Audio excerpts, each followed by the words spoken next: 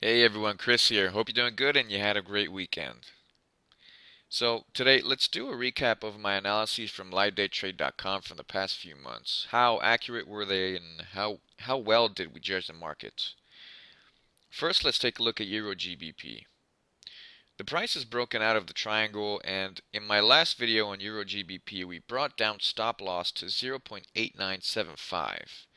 The price barely didn't make it. Its high was at 0.8968.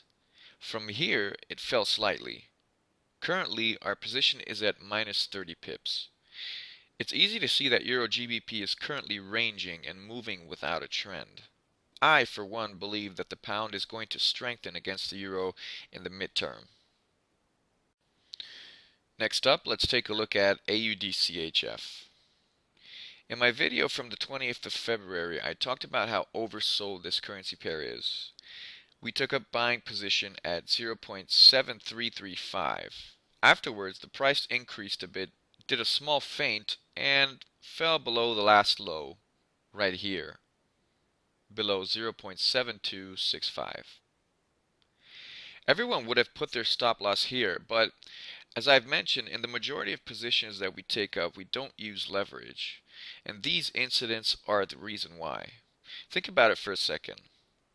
What are the odds that in the long term, you not only get the direction of the position right, whether the price increases or decreases, but the exact pip point where the price makes a turnaround? I think we're all good analysis, and believe me, this is where you can see that even we don't always get it right. 0.7240 was the low of the movement.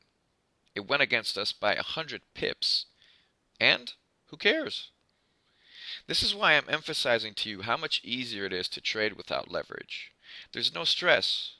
Believe me, I don't have any sleepless nights knowing that the market went against me by 100 pips, If you think that trustees step into a movement by being precise to the pip and use a narrow stop loss, or use stop loss at all, you're mistaken. Okay, they lose out on, let's say, 5 to 15%, perhaps even 20%, but that's pretty damn good already. In exchange, their capital rises steadily, there aren't that big of waves, and of course they don't lose their whole capital amount, as happens with those who trade with big leverage. Okay, I went away from the topic a bit, but the main point here is that the movement has started on AUDCHF. Currently, we're at a plus of 130 pips. From here, though, I would expect a small correction. We want to take up another position at around between 0.7380 and 0.7400.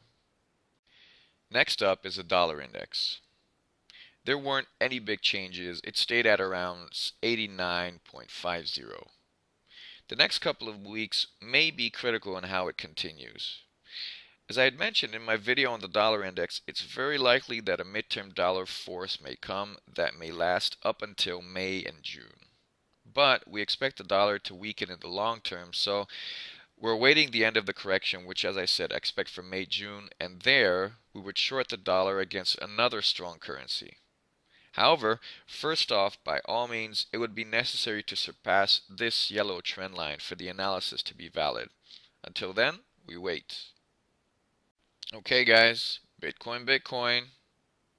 So, in my video from the beginning of February, I mentioned how Bitcoin's $6,000 price was likely its low and how good of a buying point it was. Then, on the 1st of February, I highlighted that between 11,500 and 11,800, where it was at the time, wasn't a good buying point anymore due to a likely pullback. And the price did go down significantly to $8,400. Henceforth, in the context of further strengthening, it's vital that we surpass $12,000. Until this happens, the increase is not confirmed, and we can even go beneath 6,000 midterm. So I think it's worth waiting out now. Let the price go over 12,000, let it stay there, and then it's worth increasing position on Bitcoin. Alright guys, that's all for today. I hope you enjoyed the video. Good luck in the markets, and stay tuned for more on LiveDayTrade.com. It's worth it. Take care. Bye bye.